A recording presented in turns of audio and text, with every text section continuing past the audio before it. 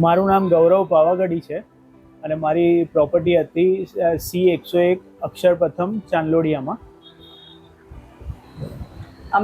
હું રીલ જોતી હતી બેઠા બેઠા, તો રીલ જોતા જોતા એક દિવસે ક્લિયર ડીલનું એડવર્ટાઇઝમેન્ટ આવ્યું, કોઈ મકાન માટે આવ્યું. તો એ જોઈને મને એવું લાગ્યું કે મારે બી આમાં મારા મકાનને વેચવા માટે વાત કરવી જોઈએ. પછી મેં મારા હસબન્ડને ફોન કર્યો. તો આજકાલ તમને ખબર છે કે બહુ ફ્રોડ ચાલે છે. મારા હસબન્ડે ફર્સ્ટ ઓફ ઓલ તો મને એમ જ કીધું કે આ ફ્રોડ જ હશે, તું પડતી નહીં એમાં. મેં કીધું ટ્રાય કરવામાં શું જાય છે, એક વખત ટ્રાય તો કરીએ આપણે. તો જસ્ટ મેં કોલ કર્યો તો ડિમ્પલ મેમ હતા કદાચ ફોન ઉપાડવામાં, તો એમના જોડે મારી વાત થઈ.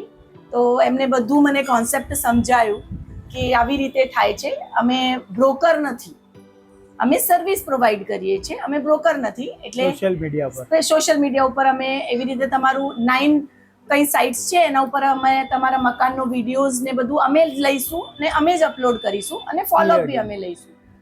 એવી રીતે વાત કરી. મને એવું લાગ્યું કે હા ભાઈ થોડુંક રિસ્ક લેવા જેવું છે. તો પછી મેં મારા હસબન્ડને કીધું કે ક્યાંક તો રિસ્ક લેવું જ પડે, લઈએ, ચલો ટ્રાય કરીએ. પછી મેં ફોન કર્યો, મહાવીરભાઈ આવ્યા, એમને અમને બધું સમજાયું કે આવી રીતે છે.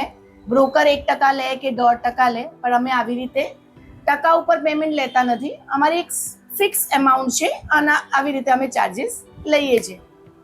દેન ઓકે, અમે તરતની તરત અમને ટ્રસ્ટ આવી ગયું કેમ કે એમનો સમજાવવાની રીત જે છે એટલી પરફેક્ટ છે કે માણસને ઉતરી જ જાય મગજમાં.